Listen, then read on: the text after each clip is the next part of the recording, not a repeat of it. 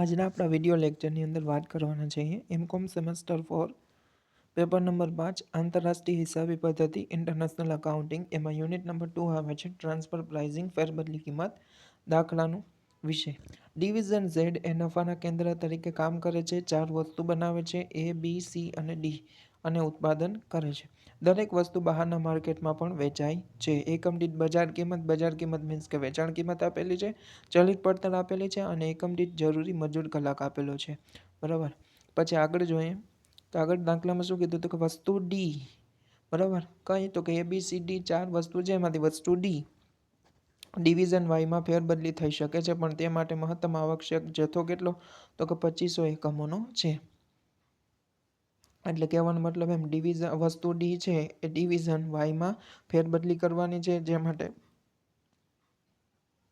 મહત્તમ જથ્થો તમને આપેલો છે 2500 એકમોનો બહારના માર્કેટમાં મહત્તમ શક્ય વેચાણ વસ્તુ દીઠ આપેલું છે મહત્તમ વેચાણના એકમો આપેલા છે જો વસ્તુ વાય એ વસ્તુ જો ડિવિઝન વાય એ વસ્તુ ડી બહારથી ખરીદે તો થોડી સસ્તી કિંમતે એકમ દીઠ 125ના ભાવે મેળવી શકે તેમ છે નીચેના સંજોગોમાં વસ્તુ ડીની ફેરબદલી કિંમત નક્કી કરો પહેલાનો સંજોગ શું તો કે 23,000 મજૂર કલાક પ્રાપ્ય હોય ત્યારે અને 32,000 મજૂર કલાક પ્રાપ્ય હોય ત્યારે આ રીતના તમારા આપણો જવાબ આવવો જોઈએ બરાબર હવે આનું વિગતવાર સોલ્યુશન જોશું આ બી સમ પરીક્ષામાં પૂછાયો છે મોસ્ટ આઈએમપી સમ છે ક્વેશ્ચન નંબર 11 વિભાગ ઝેડ છે નફાના કેન્દ્ર તરીકે કાર્ય કરે છે 4 વસ્તુ બનાવે છે એ બી સી અને ડી વસ્તુ ડી એ વિભાગ વાયમાં ફેરબદલી થઈ શકે માટે આવશ્યક જથ્થો તમને આપેલો છે 25,000 એકમો બરાબર અને વસ્તુના એકમો આપેલા છે એબીસીડી વાઇઝ મીન્સ કે વસ્તુ વાઇઝ મહત્તમ એકમો બરાબર જે આપણે આગળ જરૂર પડવાની છે વસ્તુ ડી બહારથી ખરીદે તો 125ના ભાવે મળી રહે બજારમાંથી ખરીદે બરાબર તો 125ના ભાવે મળી રહે તો વસ્તુ ડીની ફેરબદલી કિંમત કેટલા સંજોગોના આધારે તો કે જ્યારે 23,000 મજૂર કલાક પ્રાપ્ય હોય ત્યારે અને 32,000 મજૂર કલાક પ્રાપ્ય હોય ત્યારે તો પહેલાનો સંજોગ મેં લખ્યો છે 23,000 મજૂર કલાક પ્રાપ્ય હોય ત્યારે તો પહેલાં તો છે ને ફાળાની ગણતરી કરતું પત્રક એક તમારે બનાવવાનું થાય ફાળાની ગણતરીનું પત્રકમાં શું તો કે વિગત અને 4 વસ્તુઓ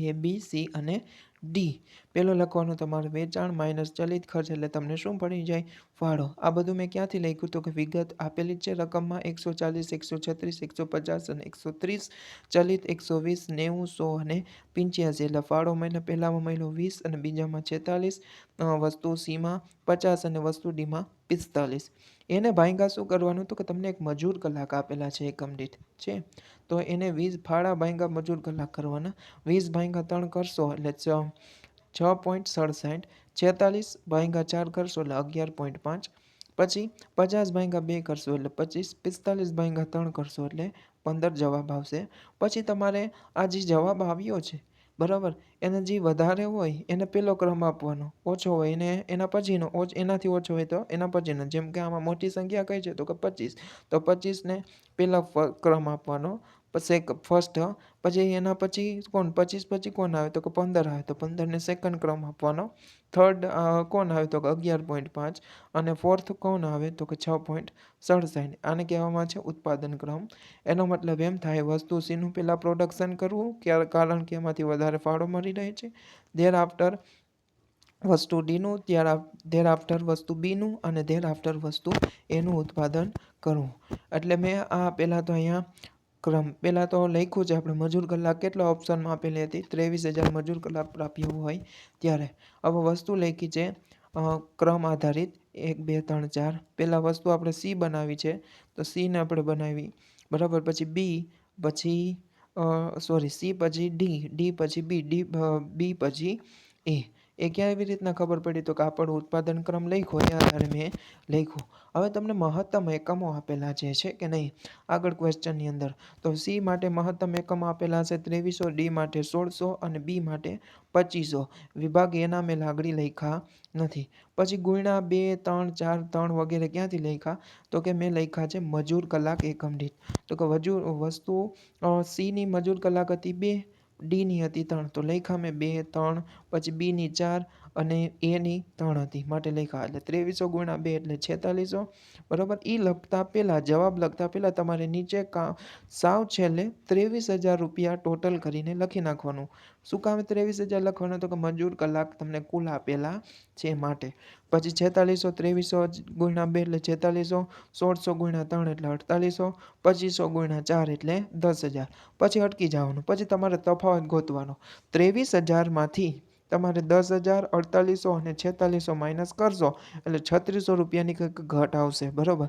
તો 3600 જે મજૂર કલાક છે બરાબર એ કેના? તો વિભાગ એના. તો વિભાગ એના પાછા મારી પાસે એકમો નહોતા તો એકમો કેવી રીતના લખવાના? તો 3600 જે તફાવત આવ્યો એને ભાગ્યા 3 એટલે તમારો જવાબ આવી જશે 1200. એટલે 1200 એકમો તફાવત દ્વારા આપણે ગોઈતા. હવે જો આ જ ઓપ્શનની હેઠળ વસ્તુ ડીની આપણે વિભાગ વાયમાં ફેરબદલી કરવાની છે. વિભાગ શબ્દ વાપર્યો છે ડિવિઝનની જગ્યાએ. વસ્તુ ડીના વાયમાં ફેરબદલી કરવાની, એના માટે ફેરબદલી કિંમત ગોતવાની. હવે વસ્તુ ડીની મજૂર કલાક કેટલી? તો કે 3. વસ્તુ ડીના એકમો કેટલા? તો કે 2500.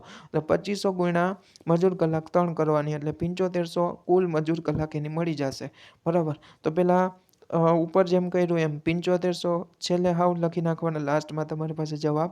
હવે વસ્તુ એ અને વસ્તુ બી એ કેવી રીતના લખશું? તો ઉપર જે આપણે જવાબ આવ્યો છે બરાબર મહત્તમ ઉત્પાદનના મુજબ નિયમ મુજબ બરાબર. તો વિભાગ એના 1200 એકમ હતા.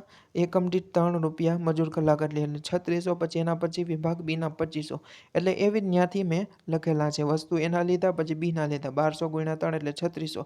પછી વસ્તુ બીના જો અહીંયા આપણા ખરેખર છે 2500, મેં 2500 નથી લખ્યા. શું કામ? મેં 975 લખ્યા. તો પહેલાં 7500માંથી 3600 માઇનસ કર્યા બરાબર. એટલે મને તફાવત મળ્યો 3900નો 3900નો. એને ભાગ્યા 4 કર્યા બરાબર. 4 એટલે શું? તો કે મજૂર કલાક કેની? તો કે એકમ દીઠ વસ્તુ બીની બરાબર. તો 4 કર્યા 3900 ભાગ્યા 4 એટલે 975 જવાબ મારો આવ્યો બરાબર. હવે ફેરબદલી કિંમતની ગણતરી કરવાની. કેવી રીતના કરશું? તો કે ફેરબદલી કિંમતની ગણતરી બરાબર શું કરવાનું? તો કે કેને ટ્રાન્સફર કરવાનું? ફેરબદલી કરવાનું તો કે વિભાગ ઝેડની ડી નામની વસ્તુને વાયમાં ટ્રાન્સફર કરવાની છે. તો ડી નામની વસ્તુનું ટ્રાન્સફર કરવાનું. તો કે વસ્તુ ડીનો પહેલાં લખવાનો ચલિત ખર્ચ બરાબર. તો ચલિત પડતર ક્યાંથી? તો કે આપણે ઓલું ફાળાનું પત્રક બનાવ્યું ને ત્યાં ચલિત પડતર આપેલી હશે વસ્તુ ડીની. તો કેટલા એકમો ટ્રાન્સફર કરવાના હતા મહત્તમ? તો કે 2500. 2500 ગુણ્યા 85 બરાબર. 85 કરે એટલે કેટલા આવ્યા? 2,12,500. પછી શું કરવાનું? હવે પ્લસ વસ્તુ એ અને વસ્તુ બી. હવે વસ્તુ એ અને બી ક્યાંથી લખશું? તો કે ઉપર તમે જોઈ શકો છો આપણે 7500 એકમો મજૂર કલાક ગોઈતી હતી બરાબર. કુલ મજૂર કલાક બરાબર. કેવી રીતના બની? તો કે વસ્તુ એના 1200 એકમો લેવા પડે અને વસ્તુ બીમાંથી 975 એકમો લેવા પડે તો એ મજૂર કલાક પ્રાપ્ય બને. એટલે 1200 એકમો અને 975 એકમો વસ્તુ બીના અને વસ્તુ એના બરાબર. હવે એને ગુણ્યા શું કરવાનું? તો કે વસ્તુ દીઠ ફાળો. ધારો કે વસ્તુ એનો ફાળો તમને આગળ આપેલો છે 20 આપણે ગોઈતો અને વસ્તુ બીનો ફાળો 46 બરાબર. ગુણાકાર કરશો એટલે એકમાં આવશે 24,000 અને બીજામાં 44,850 એટલે ટોટલ આ બધાનો સરવાળો કરશો એટલે 2,81,350 તમારો જવાબ આવશે. એ ફેરબદલી કિંમત રૂપિયામાંથી એકમ દીઠ ગોતવી હોય તો 2,81,350 ભાગ્યા તમારે શું કરવાના? તો કે 2500 એકમ એટલે 112.54 તમારો જવાબ આવશે. આ રીતના સમનું સોલ્યુશન કરવાનું. હવે બીજા વિકલ્પમાં શું હતું? જ્યારે મજૂર કલાક કેટલા પ્રાપ્ય હોય ત્યારે? તો કે 32,000 પ્રાપ્ય હોય ત્યારે સેમ કેલ્ક્યુલેશન કરવાનું. એકવાર ઓલા ફાળાવાળું કેલ્ક્યુલેશન કર્યું હતું એને જેમનું તેમ રાખવાનું બરાબર. પછી ઉત્પાદનનો જે આપણે ક્રમ આપ્યો તો એ મુજબ ઉત્પાદન લખવાનું. વસ્તુ વાઇઝ વસ્તુ સીનું, ડીનું, બીનું અને એનું મહત્તમ એકમો લખી નાખવાના 2300, 1600, 2500 બરાબર. એને ગુણ્યા શું કરવાનું? તો કે મજૂર કલાક એકમ દીઠ બરાબર. અને તમારી પાસે છેલ્લે લાસ્ટમાં લખી નાખવાના 32,000 મજૂર કલાક કુલ બરાબર. હવે આ દાખલાની અંદર એના બી તમારે લખી નાખવાના રહેશે. મહત્તમ ઉત્પાદન 2800 ગુણ્યા એના મજૂર કલાક એકમ દીઠ 3. પછી 4600 2300 ગુણ્યા 2 કરશો 4600, 1600 ગુણ્યા 3 કરશો એટલે 4800, 2500 ગુણ્યા 4 કરશો એટલે 10,000. પછી 2800 ગુણ્યા 3 કરશો એટલે 8,400 અને 32,000માંથી આ બધા તમે માઇનસ કરશો એટલે તફાવત આવશે 4200 રૂપિયા. એને કહેવામાં આવે છે વધારાનો સમય અથવા અનઉત્પાદક સમય બી એને કહેવામાં આવે છે. બરાબર, ઓમાં વસ્તુમાં તફાવત આવ્યો હતો. બરાબર, આમાં તો હાવ વધારાનો જ એક સમય આવ્યો, એને કહેવાય અનુત્પાદક સમય કહેવામાં આવે છે. કંઈ વાંધો નહીં, ગોતીને મૂકી દેવાનું. હવે આ ઓપ્શન હેઠળ આપણે વસ્તુ ડીની ટ્રાન્સફર ફેરબદલી વિભાગ વાયમાં કરવાની છે. બરાબર, એના માટે ફેરબદલી કિંમત ગોતવાની. તો વસ્તુ ડીના કેટલા, તો કે 2500 એકમો મહત્તમ. ડીની મહત્તમ મજૂર કલાક કેટલી, તો કે 3. 2500 ગુણ્યા 3 કરો એટલે 7500. જ્યારે 7500 મજૂર કલાક હોય ત્યારે વસ્તુના એકમ બરાબર શું, તો કે 7500 છેલ્લે લખી નાખવાના, સરવાળો આપણને ખબર છે એટલે. પછી અનઉત્પાદક સમય છે ને, ડાયરેક્ટ રૂપિયા જે 4200 આવ્યા ને એ માઇનસ કરી નાખવાના 7500માંથી, એટલે તફાવત આવશે 3300. હવે 3300 પછી સામે શું લખવાનું, તો કે વસ્તુ એ. જો અનુત્પાદક સમય પછી કોણ આવ્યું, તો કે ઉપર પહેલાં કોણ આવ્યું હતું, તો કે વસ્તુ એ. તો વસ્તુ એમાંથી આપણે લેવાના. હવે ખરેખર અહીંયા વસ્તુ એના તો 2500 છે ને મેં અહીંયા 1100 કેવી રીતના લખ્યા, તો કે તફાવત આવ્યો તમારો 3300 અને વસ્તુ એના મજૂર કલાક મને ખબર હતા 3 એકમ દીઠ, તો 3300 ભાગ્યા 3 કર્યા એટલે 1100 મારો જવાબ મને મળી ગયો. બરાબર, આ રીતના કરવાનું. હવે ફેરબદલી કિંમતની ગણતરી. ફેરબદલી કિંમતની ગણતરીમાં શું કરવાનું, તો ફેરબદલી કિંમત બરાબર વસ્તુ, જે તે વસ્તુ ટ્રાન્સફર કરવાની હોય ને એની ચલિત પડતર પ્લસ જે વસ્તુમાંથી આપણે બનાવ્યું હોય ફેરબદલી કિંમત કરવાની હોય, બરાબર, એનો ફાળો. તો વસ્તુ ડીની ચલિત પડતર 2500 એકમો ટ્રાન્સફર કરવાના હતા અને 85 તો એકમ દીઠ પડતર આપેલી હતી, એટલે 2 12 500. અને વસ્તુમાંથી કઈ વસ્તુમાંથી લીધા, અનુત્પાદક સમય સિવાય. અનુત્પાદક સમયમાં આવે નહીં. બરાબર, એ વધારાનો સમય હોય, એનું ક્યાંય કેલ્ક્યુલેશનમાં સમાવેશ ના થાય ફેરબદલી કિંમતના. હવે વસ્તુ એમાંથી કેટલા લીધા, તો કે 1100. બરાબર, તો વસ્તુ એના 1100 એકમોનો ફાળો આમાં એડ કરવાનો. તો 1100 એકમો અને વસ્તુ એનો ફાળો એકમ દીઠ 20, એટલે 22,000 તમારો જવાબ આવી જશે. અને ફેરબદલી કિંમત બરાબર કેટલા આવી જશે, 2,34,500. આ ફેરબદલી કિંમત રૂપિયામાં આવી, એકમ દીઠ ગોતી હોય તો ફેરબદલી કિંમત રૂપિયામાં ડિવાઇડેડ બાય કુલ એકમો. 2,34,500 ભાગ્યા કુલ કેટલા એકમો હતા, તો કે 2500, એટલે 93.80 તમારો જવાબ આવે. Thank you.